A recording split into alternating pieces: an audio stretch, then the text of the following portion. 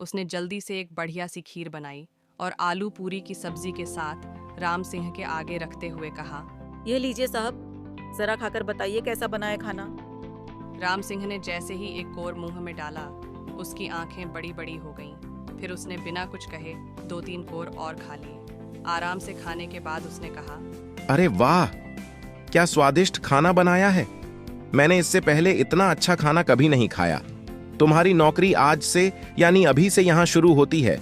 मैं तुम्हें महीने का पूरा 5,000 दूंगा। राम सिंह के मुंह से यह सुनते ही भानुमति खुशी से झूम उठी और पहले ही दिन से उसने अपनी नौकरी भी शुरू कर दी। एक दिन राम सिंह के घर में बहुत से मेहमान आने वाले थे, इसीलिए राम सिंह बाजार से खूब सारी ताजी सब्जियां और मेवा लेकर घर आया और भानुमति को देते हुए कहा, देखो भानु, आज मेरे मेहमान आने वाले हैं, तो तुम उनके लिए स्वादिष्ट पनीर की सब्जी और मावे से भरी खीर बनाना। मैं चाहता हूं कि वे हमारे घर का खाना खाकर उंगलियां चाटते रह जाएं। जी साहब, आप बस देखते जाइए। यह कहकर भानुमति रसोई की तरफ खाना बनाने के लिए चली गई। कुछ देर बाद मेहमान भी आ गए। चाय पानी के बाद अब बारी थी खाना परोसने की। राम सिंह ने मेहमानों के सामने बैठे हुए भानुमति को आवाज लगाई, भानुमति, जल्दी से हमारे मेहमानों के लिए खाना लगा दो। राम सिंह की आवाज पर भानुमति ने कोई जवाब नहीं दिया। कुछ देर इंतजार के बाद उसने फिर से आवाज लगाई। राम सिंह ने फिर से चुप होकर भानुमति का इंतजार किया, लेकिन जब भानुमति काफी देर तक नहीं आई तो वह खुद ही रसोई की तरफ जाने लगा। जैसे ही वह रसोई के पास पहुंचा, उसने खिड़की से झांककर देखा कि भानुमति बड़े मजे से खीर का स्वाद ले रही थी। भानुमति, ये तुम क्या कर रही हो? बाहर मेहमान खाने का इंतजार कर रहे हैं और तुम यहाँ खीर खा रही हो। अरे साहब जी, मैं तो बस छक रही थी कि खीर कैसी बनी है। अगर अच्छी नहीं बनी होगी तो आपकी बेइज्जती हो जाती। भानुमति के यह कहते ही राम सिंह शांत हो गया, बाहर मेहमानों के पास चला गया। भानुमति ने जल्दी से मेहमानों के लिए खाना परोसा और सभी लोगों ने बड़े चाव से उसका बनाया खाना खाया। मेहमानों ने खूब तारीफ की। ऐसा भोजन तो हमने अपनी पूरी जिंदगी में कहीं नहीं खाया है। भाई साहब, आज तो खाने में बहुत मजा आ गया। लेकिन भानुमति की एक आदत से राम सिंह बहुत परेशान था। वह थी उसकी चुपके चुपके खाना खाने की आदत।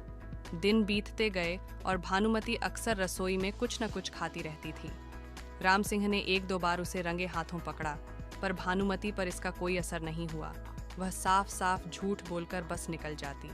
अंत में तंग आकर एक दिन राम सिंह ने उससे कहा, भानुमति, तुम रोज रसोई में कुछ न कुछ छुप छुप कर खाती रहती हो। जब मैं तुम्हें पकड़ता हूं तो तुम कोई बहाना बनाकर निकल जाती हो।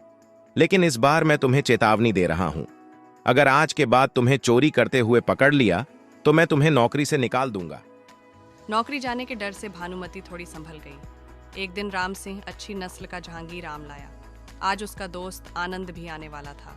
उसने भानुमति को बुलाते हुए कहा, सुनो, इस आम का छिलका उतारकर टुकड़ों में काट दो। दोनों दोस्त मजे से खाएंगे। भानुमति को आम बहुत पसंद थे। मन को लाख समझाने के बावजूद वह रुक नहीं सकी और टुकड़े छकते छकते पूरा आम ही खत्म कर दिया। भानुमति, आम काट कर ले आ, आनंद आता ही होगा। अब तो भानुमति के सामने अंधेरा छा गया। उसे नौकरी जाने की चिंता होने लगी। तभी उसे एक योजना सूझी। वह राम सिंह के पास गई और बोली, मालिक, चाकू की धार बना दो। आम का छिलका बारीक है, नहीं उतर रहा। राम सिंह चाकू की धार बनाने लगा। इतने में आनंद भी दरवाजे पर आ गया। भानुमति ने आनंद को देखते ही उसे एक कोने में ले जाकर कहा, साहब, लगता है मालिक तुमसे नाराज है। कह रहे थे कि चाकू की धार बनाते बनाते तुम्हारा सिर काट दूंगा। आनंद ने भी झांक कर देखा। राम सिंह गाना गुनगुनाते हुए चाकू तेज कर रहा था। बस फिर क्या था, आनंद सिर पर पांव रखकर भाग खड़ा हुआ। यह देखकर भानुमति राम सिंह के पास आई और बोली, मालिक, आपका दोस्त मुझसे आम छीनकर भाग गया। राम सिंह चाकू हाथ में लिए आनंद के पीछे तेजी से भागा। अपने पीछे राम सिंह को चाकू लेकर दौड़ता देख आनंद और भी तेज दौड़ने लगा। राम सिंह ने चिल्लाते हुए कहा, रुक तो भाई, कम से कम आधा काट के तो दे जा। आनंद ने सोचा कि राम सिंह आधी कटी नाक मांग रहा है। वो बेचारा दोबारा कभी उस तरफ नहीं आया। राम सिंह भी थक हार कर लौट आया और वहीं स्वादिष्ट आम हजम कर जाने वाली चटोरी भानुमति अगली चोरी की तैयारी में जुट गई।